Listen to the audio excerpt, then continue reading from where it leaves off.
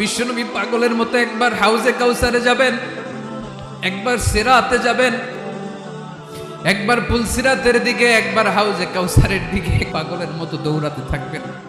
তার কোনো গুনাহগার উম্মত যাতে জাহান্নামে ঢুকে না যায়, সেদিন কেউ সুপারিশ করতে পারবে না বিশ্বনবী ছাড়া। এজন্য 5 নম্বর আল্লাহ বললেন, মান যাল্লাযী ইয়াশফাউ ইনদাহু ইল্লা বিইযনিহি। কার সাহস আছে, কার এত বড় বুকের পাটা কিয়ামতের কঠিন দিন আল্লাহর সামনে দাঁড়িয়ে সুপারিশ করবে? কারো ক্ষমতা নেই, কারো ক্ষমতা নাই। বিশ্বনবী সেদিন সেজদায় পড়ে উম্মতের জন্য কাঁদবেন, সবাই কাঁদবে, নফসি নফসি, আল্লাহ আমারে বাঁচাও, আল্লাহ আমারে বাঁচাও। বিশ্বনবী বলবেন, উম্মতি উম্মতি।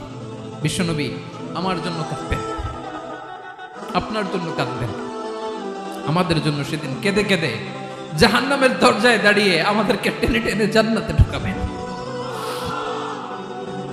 এজন্য এই বিশ্বনবীর ভালোবাসা যেন আমাদের হৃদয়ে ভরপুর থাকে। আমার ভাইয়েরা, প্রতি শুক্রবার বিশ্বনবীর উপরে বেশি বেশি যেন আমরা দুরূদ পড়ি। আমরা যখন বিশ্বনবীর সালাম দেই, দুরূদ পড়ি,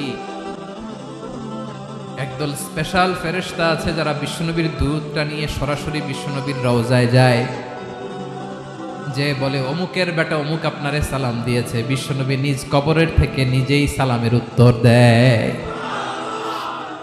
বিশ্বনবীর ভালোবাসা যেন আমাদের হৃদয়ে থাকে, বিশ্বনবীর সুন্নাহ দিয়ে যেন আমাদের জীবনটাকে সাজাই। পারা যাবে ইনশাআল্লাহ। বিশ্বনবীর ভালোবাসা ছাড়া কেউ জান্নাতে ঢুকতে পারবে? বিশ্বনবীর পক্ষে আমরা বলবো, বিশ্বনবীর পক্ষে আমরা লিখবো, বিশ্বনবীর জন্য আমরা আমাদের কলিজার রক্ত বিলিয়ে দিব, ঠিক কিনা বলেন?